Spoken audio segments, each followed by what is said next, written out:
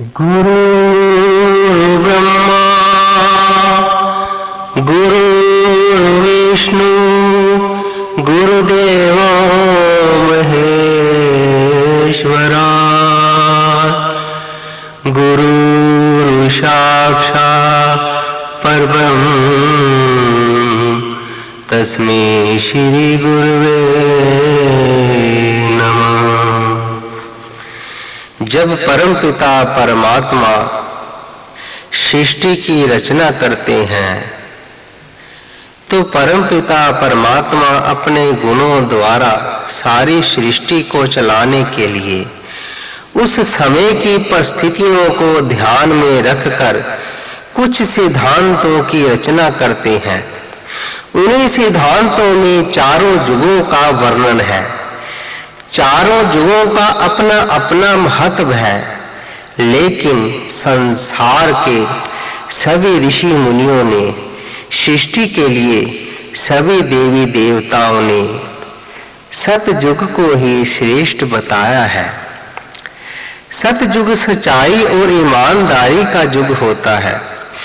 इस युग में इंसान को इंसान से ईर्ष्या नहीं होती। सतयुग में स्वार्थों की भी कोई सीमा होती है।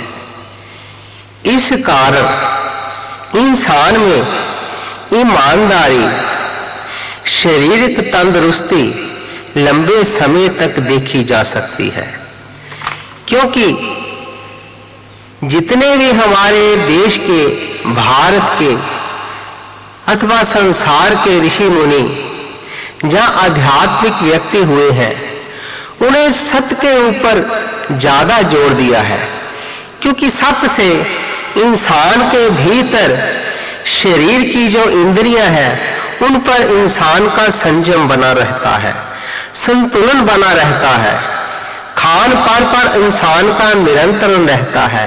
इसलिए सत्य को श्रेष्ठ बताते हुए सभी ऋषि मुनि कहते हैं कि शारीरिक तंदुरुस्ती लंबे समय तक तभी बनी रह सकती है जब भी इंसान का खान पान और व्यवहारिक जीवन और आहार, विचार, व्यवहार ये सभी पर इंसान का संतुलन बना रहे। इसलिए सतयुग के नायक कहलाने वाले राजा हरिश्चंद्र की जो गाथाएं हैं आज तक भी जीवित है। उनके नाम के साथ सत्यवादी लगने का कारण भी यही है कि वो लंबे समय तक सत्य को पकड़े रहे।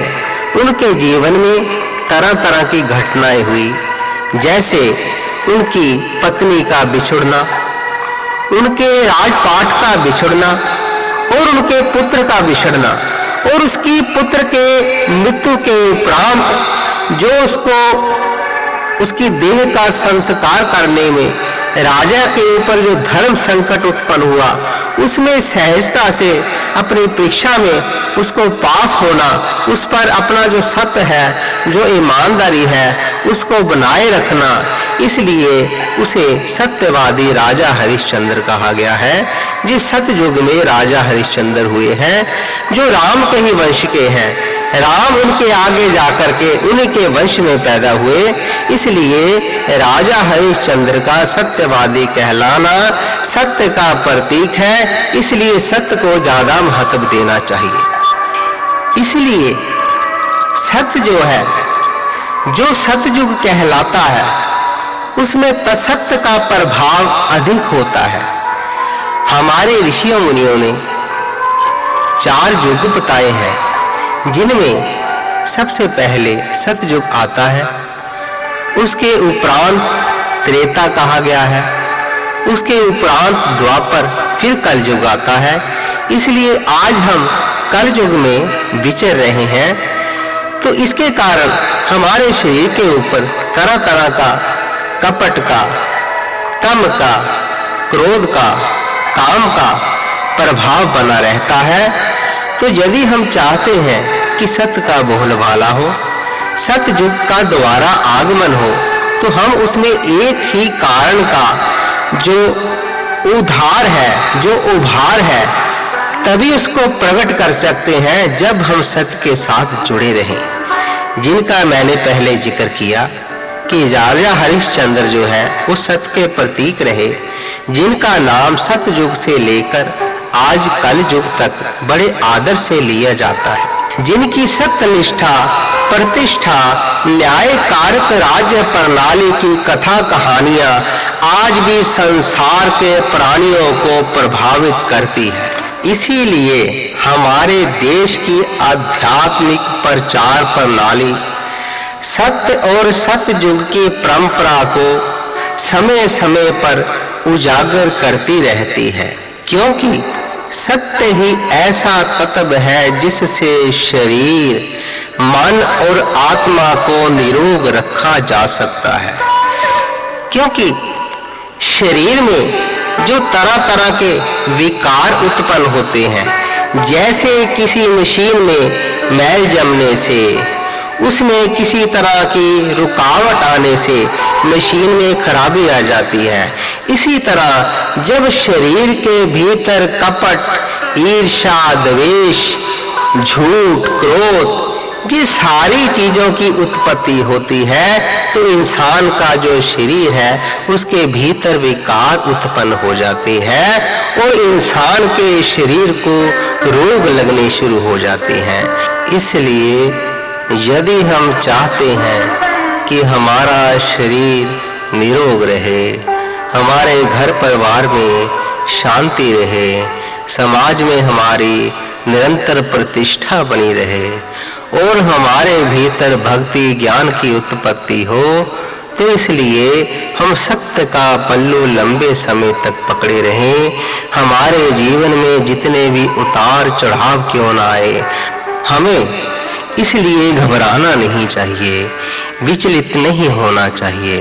परम पिता परमात्मा की बनाई हुई सृष्टि को ध्यान में रखकर उसको मान्यता देनी चाहिए, उसका आदर सत्कार करना चाहिए। जैसा भी इंसान के ऊपर समय गुजर रहा हो उसे बर्दाश्त करना चाहिए, क्योंकि ज्यादातर देखने में ऐसा आता है कि इंसान के जीवन में जब सुखों का आगमन होता है तो इंसान अपनी ही पीठ को थपथपाने लगता है, इंसान अपने आप की तारीफ करने लगता है कि जीवन में मैंने अपनी अकल से, अपनी एजुकेशन से, अपनी चतुराई से, अपनी चालाकी से प्रगति की है। जीवन में सभी इच्छाओं को मैंने अपने तरीके से मनवाया है, अपने तरीके से मैंने जो चाहा है उसे पाया है।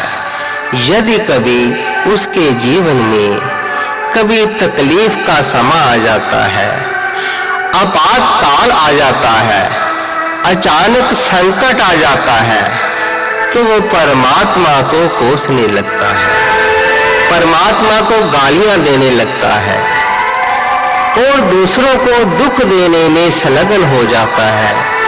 पहले वो दूसरों को दुख देता है, दूसरों के लिए कष्ट उत्पन्न करता है, दूसरों के लिए तकलीफ का कारण बनता है और उसके उपरांत खुद भी वो तकलीफों में घिर जाता है। और होता क्या है, वो खुद तो तकलीफों का ग्रास बनता ही है, उसके कारण उसके सगे संबंधी, उसके सहयोगी, उसके आसपास का जो वातावरण है उसके कारण दूषित हो जाता है। क्या हुआ, जब हमें जीवन में कभी सुख मिला तो हमने उसको ये मान लिया कि हमने अपने इसे अकल से प्राप्त किया है, हमें अपनी इस चालाकी से इसको प्राप्त किया है। जब कभी हमारे जीवन में संकट आ जाता है, आपातकाल आ जाता है, अचानक कभी दुख तकलीफ जहाँ बीमारी आ जाती है, तो हम उसे परमात्मा को दोषी मानते हैं। क्या हुआ, जब कभी सुख हुआ तो उसके लिए हमें अपने आप को आगे ले आए, हमने ये माना कि हमने इसको प्राप्त किया है अपने बुद्धि द्वारा, अपनी अकल द्वारा, अपनी चतुराई द्वारा, अपने ज्ञान द्वारा, अपनी एजुकेशन द्वारा। यदि कभी हमारे जीवन में संकट आ गया, दुख आ गया, बुरा समय आ गया, तो हमने उसके लिए परमात्मा को दोषी मानना शुरू कर दिया, उसका जो कसूरवार है परमात्मा को कहना शुरू कर दिया। ये क्या हुआ? ये कैसी बात है? ये कैसा धर्म है? ये कैसी एजुकेशन है? हमारे भारत की तो एजुकेशन ऐसी हो नहीं सकती, क्योंकि हमारे भारत के ऋषि मुनि इतने महान हुए हैं जिन्होंने लाखों साल पहले ब्रह्मांड की घटनाओं को देख करके, उनकी गणना करके, उसके ऊपर उन्होंने सैकड़ों ग्रंथों की रचना की, जिसके ऊपर हमने आज रिसर्च करके तरह तरह की वैज्ञानिक वस्तुओं का आगाज किया है। उन सारी वस्तुओं बनाने का श्रेय जो है हमारे ऋषि मुनियों को जाता है, भारत की सभ्यता को जाता है। चाहे ही जो विदेश के लोग हैं बड़े बड़े दावे क्यों न कर ले कि हमने वैज्ञानिक आधार से फला वस्तु का निर्माण किया है, फलाने चीज को हमने बनाया है, उसके ऊपर तरह तरह के तरीकों से उस पर नियंत्रण लगाने की कोशिश कर रहे हैं। जैसे बोलते हैं कि जो पेटेंट कानून है उसको बना करके अपने दायरे में वस्तु को बांध लिया जाए कि इस वस्तु के ऊपर पूरे समाज का जो है अधिकार समाप्त हो जाए, उसके ऊपर कुछ लोगों का, कुछ देशों का ही अधिकार रहे। जी वही ये तरीके जो है गलत है। परमात्मा ने सृष्टि को स्वतंत्र बनाया है। जब परमात्मा ने सृष्टि को स्वतंत्र बनाया है, पूरे ब्रह्मांड को स्वतंत्र बनाया है, शरीर में जितनी भी वस्तुएं हैं, जितनी भी नाड़ियां हैं, उनको संपूर्ण सोचने का, खाने पीने का, अपने तरीके से चलने का अधिकार है, तो संसार में जी जो वस्तु है इस पर नियंत्रण लगाना, इस पर कुछ ही लोगों का अधिकार हो जाना, ये परमात्मा की बनाई हुई सृष्टि में इंटरफेयर है, उसमें दखल अंदाजी है, जिसके कारण परमात्मा पीड़ित है। परमात्मा हम लोगों से दुखी है, परमात्मा हमसे रुष्ट है। ये तरह तरह की जो घटनाएं पूरे संसार में घट रही है, कहीं पर भूचाल का आ जाना, कहीं पर आतंकवाद, कहीं पर सूखा पड़ जाना, और कहीं पर लोगों का आपस में लड़ना, आपस में भिड़ना, एक दूसरे के देश द्वारा उग्रवाद को उत्पन्न करना, ये सारी जो घटनाएं हैं, ये परमात्मा हमें दुखी दे करके हमारे शरीर के भीतर में ऐसे विकार पैदा कर रहा है कि हम एक दूसरे से द्वेष करें, बैर करें, क्योंकि हम परमात्मा के आदेश को नहीं मानते। हमने अपनी ताकत द्वारा, अपने पैसे के बल द्वारा सीधे साधे लोगों के ऊपर अपना आधिपत्य स्थापित करना शुरू कर दिया है। जिस देश के पास ज्यादा ताकत है, जिस धनवान के पास ज्यादा ताकत है, वो अपने छोटों को दबाने की परंपरा को आगे बढ़ा रहा है, जो परमात्मा को बिल्कुल पसंद नहीं। जैसे कोई इंसान अपनी संतान की दुर्दशा देख करके, संतान जब उसकी विकारों में उलझ जाती है तो बाप उसको देख करके दुखी होता है। उसके मन में ऐसा आ जाना स्वाभाविक है कि मैंने संतान की उत्पत्ति इसलिए तो नहीं की थी कि ये हमें दुख दे, लोगों को दुखी करे और हमारा नाम बदनाम करे, हमारे ऊपर लोग लांछन लगाए कि ये कैसी उत्पत्ति की है संतान की, ये कैसी संतान इस व्यक्ति ने पैदा की है। जब कोई इंसान इस बात को बर्दाश्त नहीं करता तो परमात्मा भला ये कैसे बर्दाश्त कर सकता है कि जिनको मैंने बनाया है, जिस संसार की मैंने उत्पत्ति की है, जिन लोगों को मैंने बनाया है, जिन मानवों को मैंने बनाया है, वो मानव जा करके अपने भोले भाले भाइयों को, भोले भाले लोगों को अपनी ताकत से, अपने बल से, अपने धन द्वारा पीड़ित करें, उनको दुखी करें, तो ये भला परमात्मा कैसे बर्दाश्त करेगा। इसलिए भाई परमात्मा की जो सृष्टि बनाई हुई है, जो उसके सिद्धांत बनाए हुए हैं, जो लोग उसको मान्यता देते हैं, जो उसकी रिस्पेक्ट करते हैं, जो उसको अपने जीवन में उतार लेते हैं, परमात्मा उन पर सदा कृपा करता है, सदा उनके साथ खड़ा होता है। उनके शरीर के भीतर में कभी भी रोगों की उत्पत्ति नहीं होती, उनके घर में संतान अच्छी पैदा होती है, उनकी संसार में निरंतर प्रतिष्ठा बढ़ती रहती है, उनके जीवन में अच्छाई का जो दौर है बढ़ता है, अच्छे कार्यों की वृद्धि होती है उनके जीवन में। इसलिए सत्य का जो साथ है सभी लोगों को देने में ही भलाई है। कपट जो है, जो जेलसी है, जो ईर्ष्या है, जो क्रोध है, एक दूसरे से जलना, मेरे पड़ोस में बड़ी जो वस्तु कोई अगर खरीद ले तो हम उसको देख करके दुखी होए, अपने आप को दुखी करें, तो उसमें भली पड़ोसी का भी क्या जाता है, उसमें हमें खुद समझना चाहिए। जेलसी नहीं करना चाहिए, हमें खुश होना चाहिए, खुश होकर के परमात्मा से रिक्वेस्ट करनी चाहिए, बेनती करनी चाहिए कि हे परमपिता परमात्मा, हमारे घर में भी ऐसा समय आए कि हमारे घर में भी ऐसी खुशी आए, हमें भी ये वस्तु प्राप्त हो। ऐसी जो परमात्मा के प्रति आस्था रखता है उसके ऊपर परमपिता परमात्मा प्रसन्न होता है और इंसान आसपास के लोगों से भी श्रेय प्राप्त करता है, आसपास में उसका प्रेम बढ़ता है, शरीर में रोगों की उत्पत्ति नहीं होती, निरोगता बनी रहती है, सुंदरता बनी रहती है, प्रतिष्ठा बनी रहती है। ये जो सभी कारण है सत्य के साथ जुड़े हुए हैं। इसीलिए हमारे ऋषि मुनियों ने, हमारे वेद ग्रंथों ने चारों युगों में से श्रेष्ठ सतयुग को ही कहा है। इसलिए जब सतयुग के बाद त्रेता युग आया तो उसी अश्वाकु वंश के श्री रामचंद्र सत्य और मर्यादा के प्रतीक बने, जिन्हें मर्यादा पुरुषोत्तम कहा जाता है। अपने सारे सुखों और भोगों को त्याग कर अपने राजा होने का धर्म उन्होंने बड़ी शान से निभाया। जिन्होंने पुत्र धर्म, बड़े भाई पत्नी और मित्र के धर्म को भी बड़ी शान से निभाया, तभी उन्हें मर्यादा पुरुषोत्तम भगवान श्री राम कहा जाता है।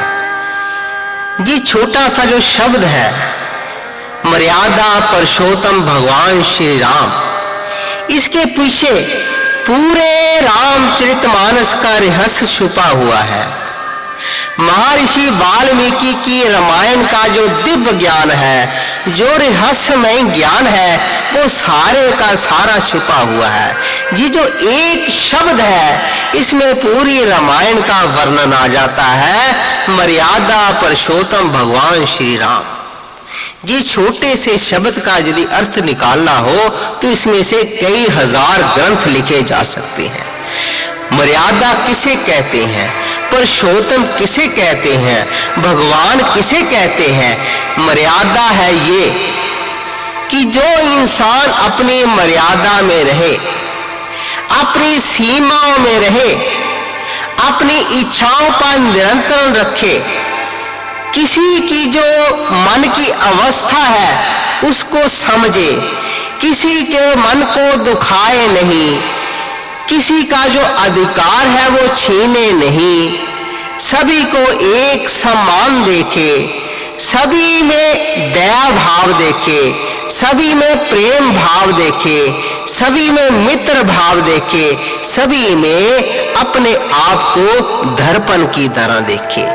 जैसे हम कई बार किसी को कष्ट देते हैं, किसी के लिए संकट खड़ा करते हैं, तो हम ये नहीं सोचते कि यदि ऐसी अवस्था हमारे ऊपर आए, हमारे लिए यदि कोई ऐसा कष्ट उत्पन्न करे तो हमें उसके लिए कैसी पीड़ा होगी।